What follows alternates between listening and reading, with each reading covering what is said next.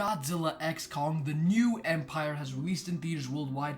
I was able to check it out last night, and as a point of reference, I think Godzilla vs. Kong is great.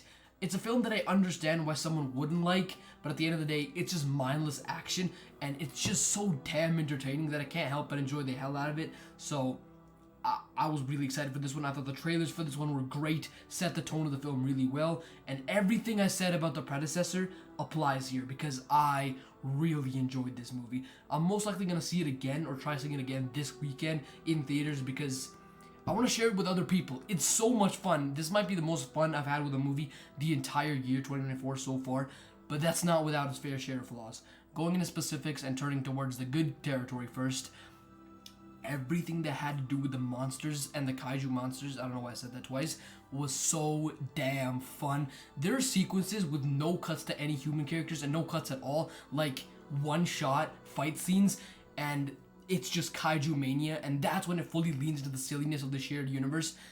Every time it leaned into something like that, and Godzilla and Kong teaming up was amazing, entertaining, everything I came to see from this movie. That's exactly what I want from the Monsterverse and a film like this. No one went into Godzilla x Kong wanting an emotionally compelling, captivating story, which severely lacks any emotional itch.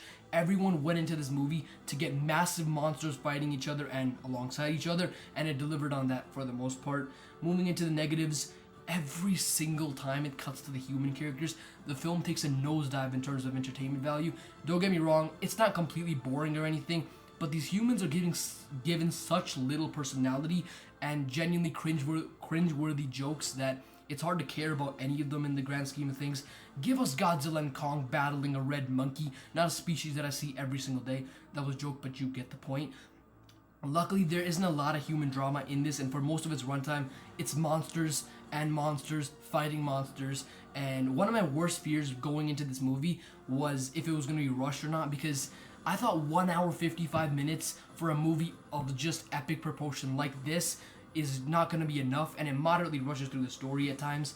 Now, it's not like one of my greatest issues because it doesn't really rush as much as I wanted. It takes its time in the first act, but the third act felt a bit rushed, and it felt as if it desperately needed to conclude and be under 2 hours. Seriously, why is it so short? I don't know. Maybe David Zaslav chose this runtime because he's been messing up a lot of things lately. Come on, release Coyote versus Acme. Come on. I hated how that got canceled because a lot of people put in work in that film. I don't know why I'm talking about that now. Going back to the good, everything to do with Hollow Earth was pretty great. Some of the visuals are just genuinely beautiful, which I think you're seeing some of the movie clips on screen right now. This movie looks great, which I really didn't expect from this film. It has the lowest budget of any Godzilla, any Monsterverse movie, and it is probably the best looking. Like, in the Monsterverse, this is like $125 million. The others have like 150, 200 million, and this looks the best. It's great. It's genuinely like, it's cool how this is the best looking and it also has the lowest budget. So it's, you know, more of a chance to be profitable at the box office. If Godzilla vs. Kong focused more on Godzilla, this one focuses more on Kong, and I love the ape-centered lore this film expanded.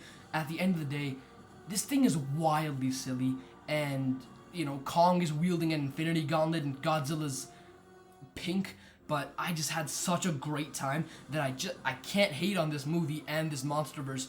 I have so much fun with every single film, even if the film isn't like really great, like Godzilla King of the Monsters, which I didn't love that film, but I can't deny that it's a fun time.